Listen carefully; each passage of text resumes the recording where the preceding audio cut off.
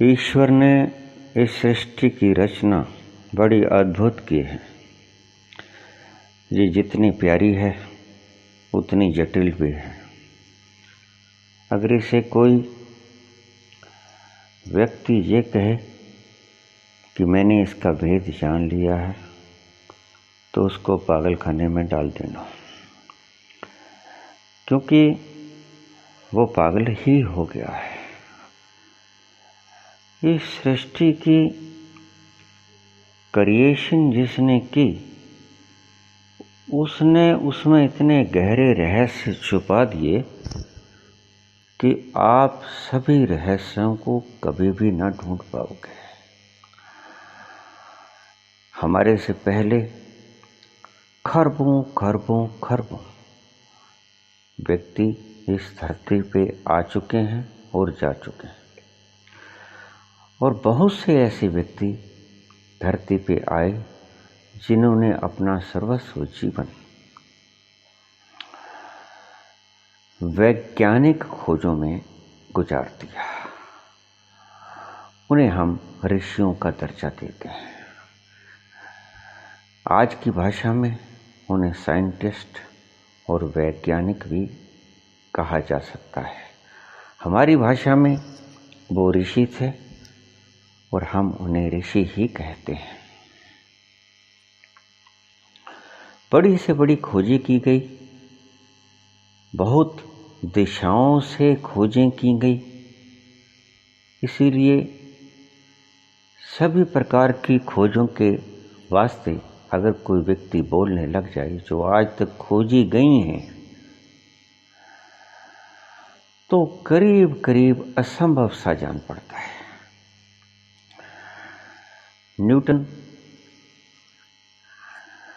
जिसे father of science का खिताब मिला, जब वो मरने लगे, आखिरी सांसों पर थे, तो उनके शिष्य उनके पास आए, बोले, प्रभु आप तो जा रहे हैं, लेकिन जाते जाते आपने इतने महान काम किए, आपने इतनी महान खोजें की, आपने इतने रहस्यों से पर्दा उठाया, कृपया हमारे लिए कुछ संदेश छोड़ते जाएं। आप महान हैं। आपने अपना सारा जीवन लोक कल्याण हेतु गुजार दिया। ऋषियों से बड़ा लोक कल्याणार्थ जीवन कोई भी व्यतीत नहीं करता, क्योंकि वो ऐसे रहस्यों से पर्दा उठा दिया करते हैं जिन्हें हम कभी नहीं जान पाए और वो जान गए। सो ऐसा मत समझना कि थोड़े से ये जो प्रयोग हमारी किताबों में मिलते हैं यही खोजे गए हैं। बहुत सी खोजें हुई और बहुत सी खोजें मनुष्य की मूढ़ता के कारण लुप्त भी हो गई। ज़्यादा चर्चा न करूँगा, क्योंकि सवाल करवा चौथ का पूछा गया है कि ये इसका वैज्ञानिक महत्व क्या है, और बहुत से व्यक्ति इसको पाखंड बताते हैं। बहुत से कमेंट्स आते हैं, मस्तिष्क से तर्क निकलना स्वाभाविक बात है, लेकिन तर्क को कभी सत्य ना समझ लेना, तर्क को सत्य समझ लेना मूढ़ता के अतिरिक्त तो और कुछ भी नहीं होता। इसलिए तर्क तो बहुत कुछ आएंगे कि अगर ये व्रत रखने से आयु बढ़ती तो फिर कोई मरता ही नहीं, और ना जाने क्या कुछ। ये पाखंड हैं, ये हैं, भला हैं, ये टिका हैं। आयु लंबी कैसे हो जाएगी विधाता ने लिख दी है, और वो विधाता को मानते भी नहीं। जो ऐसा कमेंट करते पाओगे आप लोग, उन्होंने विधाता ईश्वर से कुछ लेना देना नहीं है। वो तो सिर्फ अपने खोपड़ी को जला रहे हैं। मस्तिष्क में एक बात आ गई, उन्होंने उल्टी कर दी। ये उल्टी है उनकी, षड्यंत्र से भरी हुई उल्टी है। इनको पता कुछ नहीं। इनका कोई साइंटिफिक इतिहास नहीं है। क्या आप जानते हैं कि मंगलवार के दिन हमारे रोमकूप जिनमें से पसीना निकलता है वो थोड़ा खुल जाया करता है। देखिए, सृष्टि की करामत। सिर्फ मंगलवार दिन। क्या रोमकूपों को पता होता है कि आज मंगलवार है? नहीं। ब्रह्मांड से हमारे प्लेनेट पे ऐसी तरंगें गिर जाती हैं जो हमारे रोमकूपों को खोल दिया करती हैं। ऐसे ही स्वर विज्ञान थे, इडा, पिंगला, सुषुम्ना। ऐसे ही बहुत विज्ञान थे जो आज लुप्त हो गए हैं, लेकिन थोड़े थोड़े रस्मों और रिवाज के तौर पे निभाए भी जाते हैं। उनमें से एक करवा चौथ का व्रत है। प्रत्येक माह की कृष्ण पक्ष में चतुर्थी के दिन, प्रत्येक महीने के देसी हिसाब से बता रहा हूं आपको, प्रत्येक महीने के चौथ के दिन अंधेर पक्ष में, कृष्ण पक्ष में चतुर्थी के दिन, चौथ के दिन ब्रह्मांड में से निकल के हमारे प्लेनेट पे कुछ ऐसी तरंगें आया करती हैं जो कि जिनको पी लेने से आपकी मनोवांछित इच्छाएं पूर्ण हो जाया करती हैं। बहुत रहस्य की बात है। हमारे ऋषियों ने न जाने कितना तप करके इस खोज निकाला था। ऐसा नहीं है कि सिर्फ उम्र ही बढ़ेगी, ऐसा नहीं। एक मजे की बात आपको बता दूं, बड़ी रहस्यात्मक बात है कि कृष्ण पक्ष की चतुर्थी के दिन, विशेषतया कार्तिक महीने की कृष्ण पक्ष की चतुर्थी के दिन, चंद्रमा के सामने खड़ा हो गए। चंद्रमा की किरणों में, जैसे सूर्य की किरणों में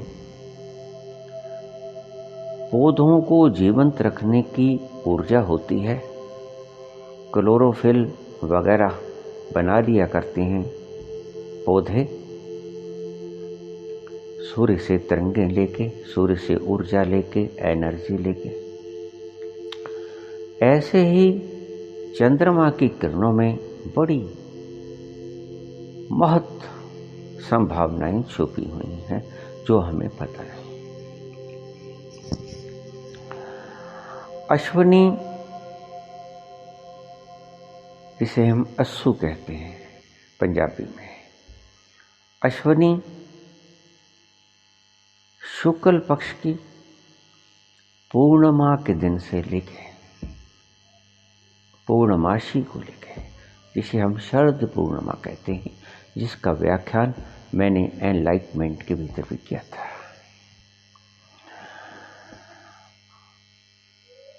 अश्विनी शुक्ल पक्ष पूर्णिमा से लेके और कार्तिक महीने की कृष्ण पक्ष की चतुर्थी के दिन तक ये जो चंद्रमा होते हैं,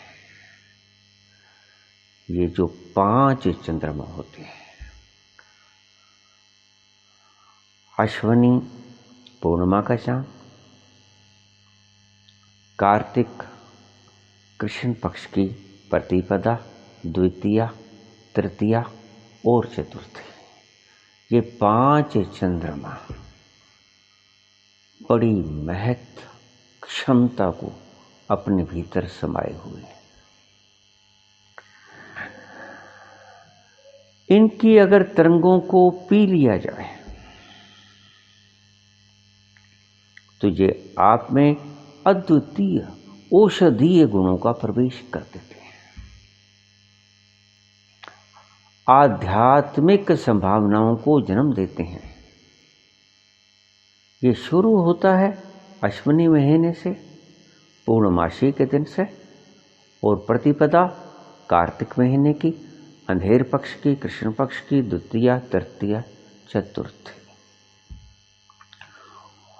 चतुर्थी के दिन चंद्रमा की किरणों में बड़ा महत्व क्षमता होती है, capacity, huge vital capacities are there. उसमें आप जो भी सोचोगे वो पूर्ण हो जाएगा। बड़ा क्रांतिकारी सूत्र मैंने आपको बताया। निश्चित रूप से जो नहीं मानते, ये बहुधा व्यक्ति नहीं मानते। नास्तिक होना सबसे सरल काम है, इनकार कर देना। जिसे समझ ना पाओगे उसे हाथ हिला देना या नो कह देना, नहीं होता है। बड़ा आसान काम है, इसमें किसी तरह की बुद्धिमत्ता की आवश्यकता नहीं होती, मेधा शक्ति की आवश्यकता नहीं होती, प्रज्ञा की आवश्यकता नहीं होती। मूर्ख से मूर्ख व्यक्ति भी ना कर सकता है, इनकार कर सकता है कि नहीं, कुछ नहीं होता है। इसीलिए जो व्यक्ति नास्तिक हो गए, चार्वाक, नीचे, इनको मैं महामूढ़ व्यक्तियों की श्रेणियों में डालता हूं। और आज भी जो नास्तिक है, आधी दुनिया नास्तिक है। नास्तिक होना बड़ा सरल है, आस्तिक होना बड़ा कठिन है। कठिनतम है उस अज्ञात में जंप कर जाना, उस अज्ञात में छलांग लगा देना अति कठिन है, कठिन से कठिन है, दुष्कर से दुष्करतम कार्य है। इसे तुम जानते नहीं, पहचानते नहीं, कभी देखा नहीं, कभी उसकी सुगंध ही नहीं आई, उसमें एकदम से छलांग लगा देना बड़ा असंभव है। बड़े दिल वाले ही ये काम कर पाएंगे। यहाँ 56 इंच की छाती नहीं चाहिए, यहाँ 56 लाख इंच की छाती नहीं, कलेजा चाहिए, फिर कहीं छलांग लगा पाओगे। मरने से डरोगे बार बार। इसीलिए तो बाबा नानक ने कहा कि कोटिन में कोई एक चलत है, कोटिन चलत एक पहुंचत है। करोड़ों में कोई एक व्यक्ति चलता है, और जो करोड़ चलते हैं उनमें से एक व्यक्ति पहुंचता है। कितना दुष्कर कार्य है, इतना सरल नहीं है। आस्तिक बन जाना इतना सरल नहीं है जितना तुम मानते हो कि सुबह तांबे का गड़वा उठाया, जल भरा और पत्थर के ऊपर चढ़ाए, 2 फूल अर्पित किए मूर्ति को और आस्तिक हो गए।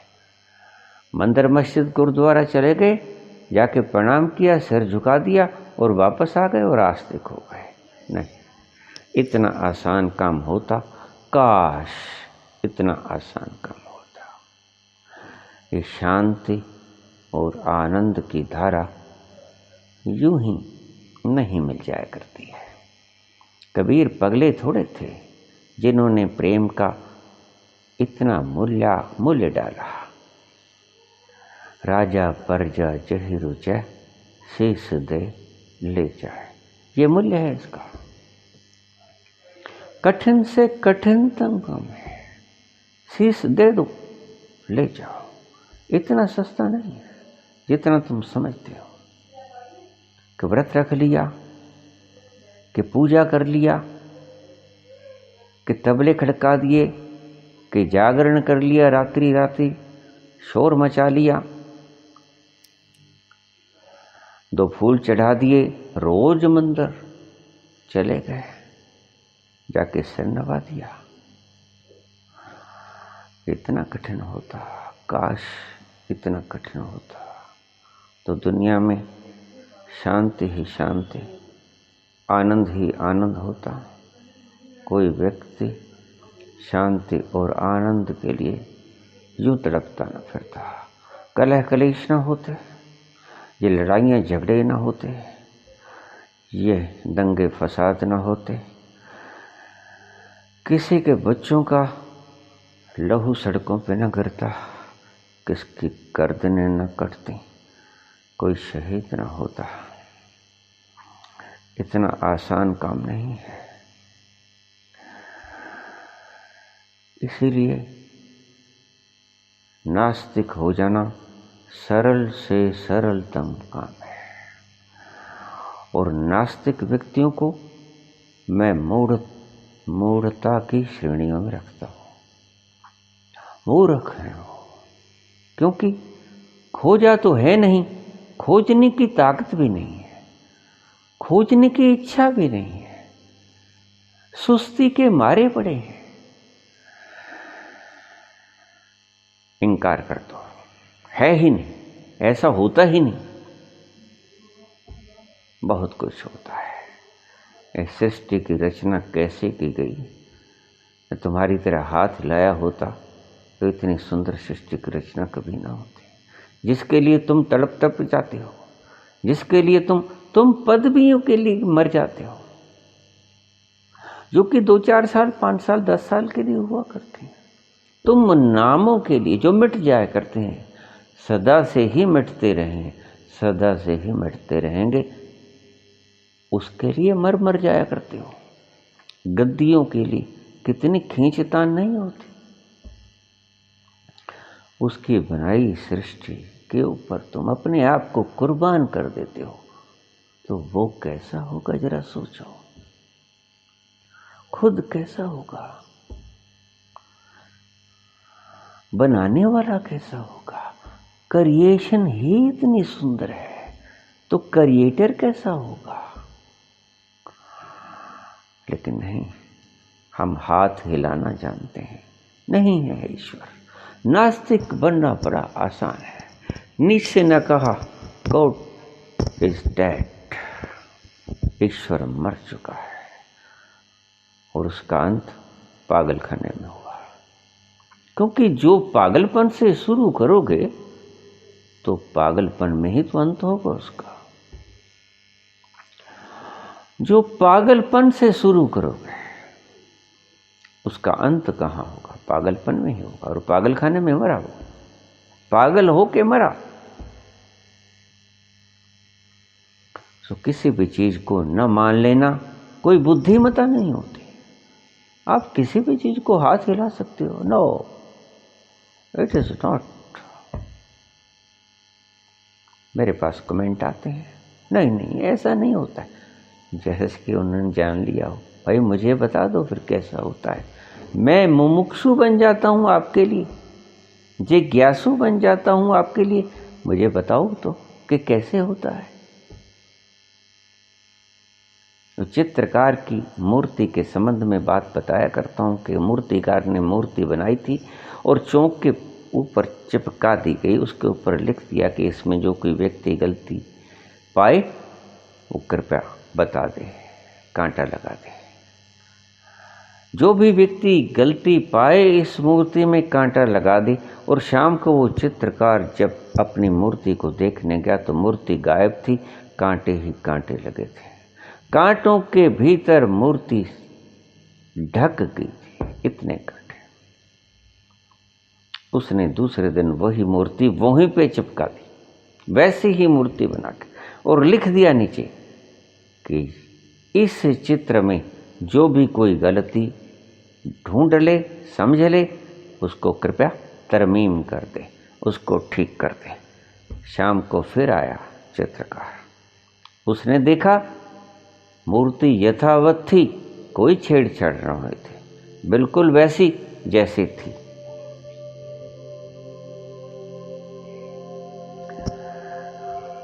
तुम कटाक्ष करना जानते हो, इंकार करना जानते हो, ईश्वर तक की सत्ता को इंकार कर देते हो, सिर्फ मूढ़ता के कारण, क्योंकि तुम्हारे में दिमाग ही नहीं। दिमाग होता तो फिर खोज करने निकलते, खोज करके बताते कि मैंने खोज की और पाया कि कुछ नहीं है। घर बैठे हो, कोई सर्च नहीं किया और छोटी सी जुबान से बोल देते हो कि ईश्वर नहीं है। हाथ हो गए। उसी की क्रिएशन है ये जीव जिससे बोल रहे हो, तो ये रसना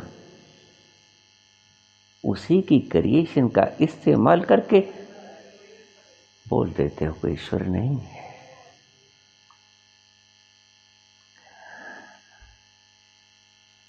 परमात्मा की क्रिएशन बड़ी अद्भुत है। मैं बोल रहा था कि अश्विनी महीने की पूर्णमासी से लेकर कार्तिक महीने की चतुर्थी, कृष्ण पक्ष की चतुर्थी तक ये 5 चंद्रमा ऐसे होते हैं जिन्हें देखने से मनवांछित प्राप्ति हो जाती है। लेकिन ज़्यादा असर वाला, या ऐसे समझो कि बाकी जो 4 चंद्रमा हैं उनको छोड़ दें तो 5वां जो चंद्रमा है, जिसे हम करवा चौथ के रूप में मनाती हैं सुहागिनें, उसके भीतर अतुलनीय शक्ति है आपकी मनोकामनाओं को पूर्ण करने की। मेरे इस प्रवचन को अच्छी तरह सुन लेना। जिन भी बहनों ने उपवास रखे हैं, ऐसा नहीं है कि बहनें ही उपवास रखती हों, भाई भी उपवास रख सकते हैं, क्योंकि चंद्रमा ने ये नहीं देखना है कि मेरी रोशनी के तले स्त्री कुछ मांग रही है या पुरुष कुछ मांग रहा है। इसलिए हमारे शहर में एक मिसाल है, एक व्यक्ति का परिवार करवा चौथ का व्रत रखता है अपनी स्त्री की लंबी उम्र के लिए। उन्हें भी ना पता होगा कि इसका कारण क्या है, लेकिन उनके मन में कोई ईश्वर ने स्फुरना डाली होगी और वो परिवार करवा चौथ का व्रत रखना शुरू कर दिया। और ऐसा भी नहीं है कि आप करवा चौथ वाले दिन पति या पत्नी की लंबी दुआ की कामना करें और वो पूर्ण न हो।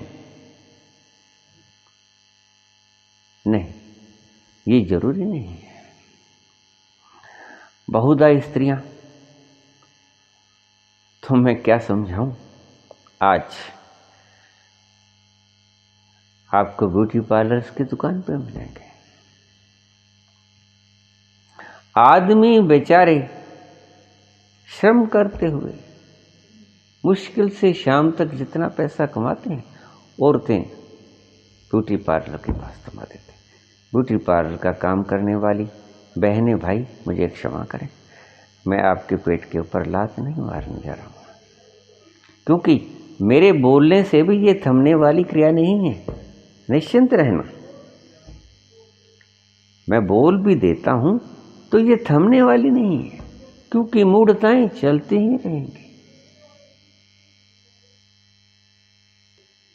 ये चलती ही रहेंगी। कितने समाज सुधारक नहीं आ गए, कितने ज्ञानी पुरुष नहीं आ गए। नास्तिकता घटी, मूढ़ताएं घटी, तुम्हारे मूर्खपन घटे। तुमने इन मूढ़ मान्यताओं को छोड़ा, तुम छोड़ने वाले नहीं हो। मेरे कहने से कुछ होने को नहीं, लेकिन मैं तो एक तथ्य समझा रहा हूं आपको कि इस दिन जब मेरी बहनों ने, माताओं ने व्रत रखे हैं, तो चंद्रमा के सामने जाके जो सोचोगे वो पूर्ण होगा। छत के नीचे बैठने से, सोचने से कुछ नहीं होगा। चंद्रमा के सामने खड़ा होना पड़ेगा, बिल्कुल उसकी आंखों में आंखें डालनी होगी। यह है क्रिया। उसकी रोशनी को अपनी बुद्धि के भीतर प्रविष्ट करना होगा। और क्योंकि बुद्धि के भीतर प्रविष्ट करने के लिए सबसे बुद्धि के पास जो हमारे सुराख हैं वो आंख है। आंख से करीब बुद्धि के पास कोई सुराख हमारे पास प्रकृति ने नहीं दिया है। कान भी थोड़ा दूर पड़ते हैं और कान देख नहीं सकते, आंखें ही देख सकती हैं। आंखों से मिलाना उस चंद्रमा को, चंद्रमा से नेत्र एक कर लेना और चंद्रमा से नेत्र एक करके फिर मांगना क्या मांगते हो, और फिर देखना कि आपकी इच्छा पूर्ण होती है या नहीं। ये प्रयोग करके ही देखना, मेरे कहने से ही प्रयोग कर लेना। ये थी वस्तु स्थिति। लेकिन बहुत से व्यक्तियों ने बोला भी होगा, शायद आपने सुना नहीं होगा।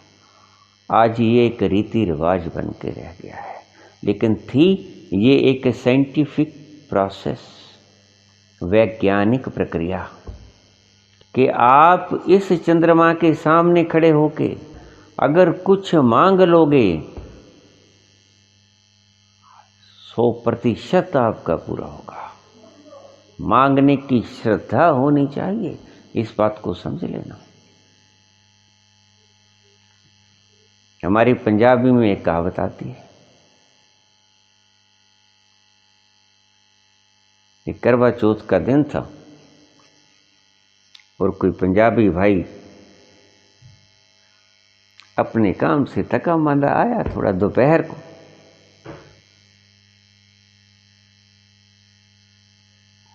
आया तो उसने अपनी घरवाली से कहा, वो करवा चौथ का व्रत रखे हुई थी, तो उससे कहा कि जल्दी कर, मुझे खाना बना दे, मुझे भूख लगी है। और थोड़ी देर हो गई थी, सब्जी नहीं बनाई, तो पुरुष उसके थोड़ा सा चीखा चिल्लाया कि सब्जी नहीं बनाई अब तक, तुम्हें पता नहीं, मुझे काम बहुत है, बड़ा व्यस्त हूं। तो उस कहती कि अभी तक मैं तुम्हारा ही तो सेवा कर रही थी।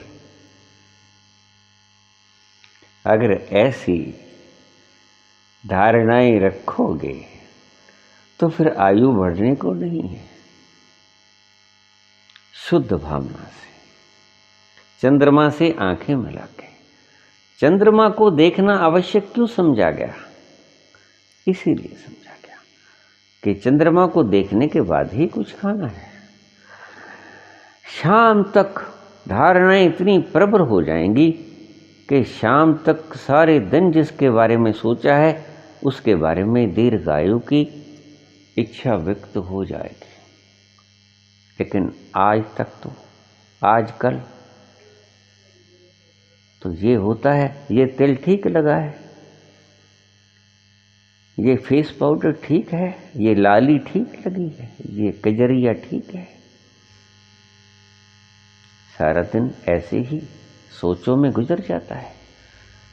ये लहंगा, ये साड़ी, ये सूट जचता है, ये केस ठीक संवार लिए हैं, ये आईब्रो ठीक बन गई है। अरे कहाँ पति की दीर्घायु की कामना। और फिर देखिए मजे की बात, ये लोग कहते हैं कि कुंवारी कन्याएं भी रख सकते हैं। इसका अर्थ जाके मेरी बातों से भिड़ेगा। उनको भी मन वांछित वरों की प्राप्ति होगी। तो फिर ये क्या हुआ? अगर पति की लंबी दुआओं की कामना करते हो उम्र की,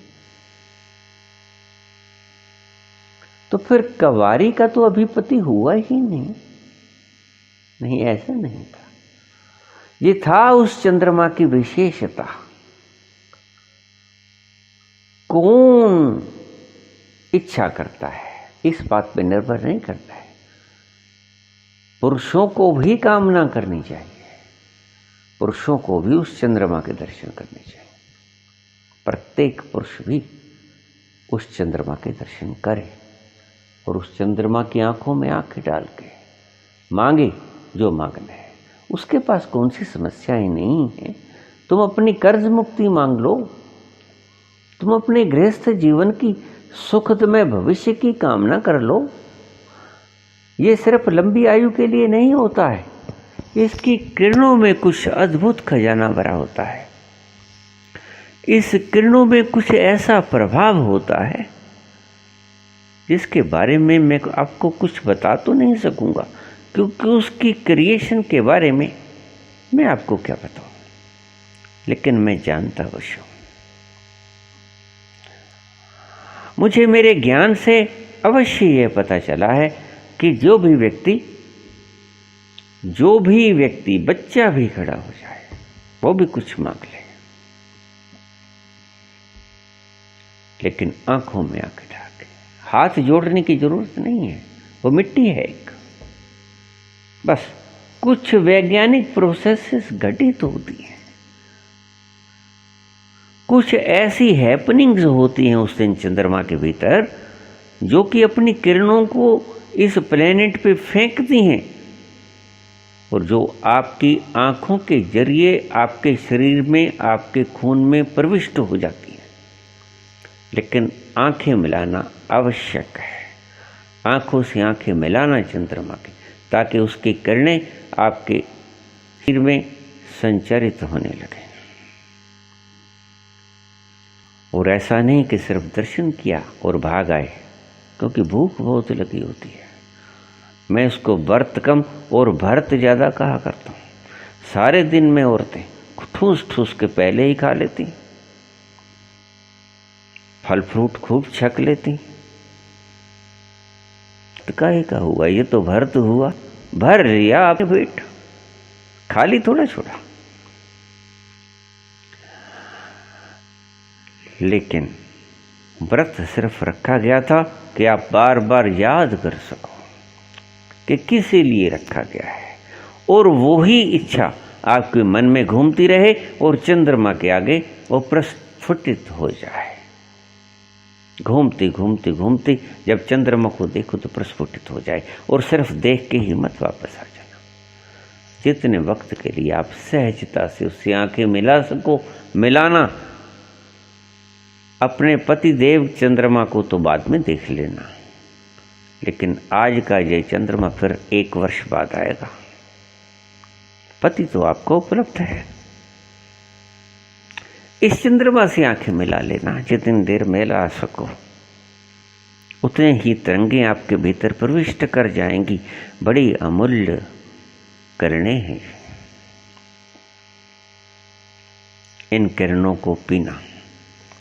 और जिस ढंग से मैंने कहा उस ढंग से आप अपनी मान्यताएं मान लेना। ये कल्प वृक्ष है, आज के चंद्रमा की ये किरणें कल्प वृक्ष है। इनसे मांगना जो मांगना चाहते हो। बच्चे मांग सकते हैं, मन वांछित वस्तु मांग सकते हैं। मन वांछित वर ही न मिलेगा, सिर्फ मन वांछित वस्तु भी मिलेगी। ये बात ध्यान में रखना आप। ये खोजें बता रहा हूं आपको, मैं दूसरे अनुभवों से बता रहा हूं आपको। ज्यादा बातों को लंबी ना करूंगा, वीडियो बहुत लंबी हो जाएगी।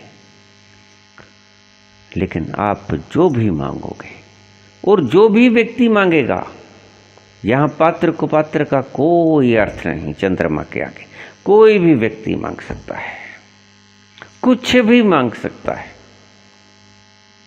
उसे अवश्य मिलेगा। आम दिनों के लिए जो दुर्लभ वस्तुएं हैं वो भी मिलेंगी। देखिए, आजमाइए, अवश्य आजमाइए। अनुभूत है। मैंने बहुत से व्यक्तियों को पहले ये बताई, लेकिन क्योंकि मैं तब YouTube चैनल से नहीं बोला करता था, आज पहली बार YouTube चैनल से मुझे करवा चौथ के ऊपर बोलने का ये मौका मिला है। तो बहुत से अनुभूत है ये प्रोसेस, मैंने आजमा के देखी है। और किसी भी व्यक्ति ने मुझे कभी नहीं कहा कि मेरी इच्छा पूरी नहीं हुई। लेकिन आप आजमाइश करके, मेरी बातों पे यकीन मत करेंगे, मेरी बातों को आजमाएं और आप देखें कि आपकी इच्छा पूर्ण होती है कि नहीं होती है। किसी संत के पास जाने की ज़रूरत नहीं, किसी मंदिर, किसी मस्जिद, किसी गुरुद्वारा, किसी के पास जाने की ज़रूरत नहीं। ये चंद्रमा आपकी इच्छाएं पूरी कर देगा। इसके भीतर से निकलने वाली तरंगें आज कल्प वृक्ष का काम करेंगी। जरा आजमा के देखें। धन्यवाद।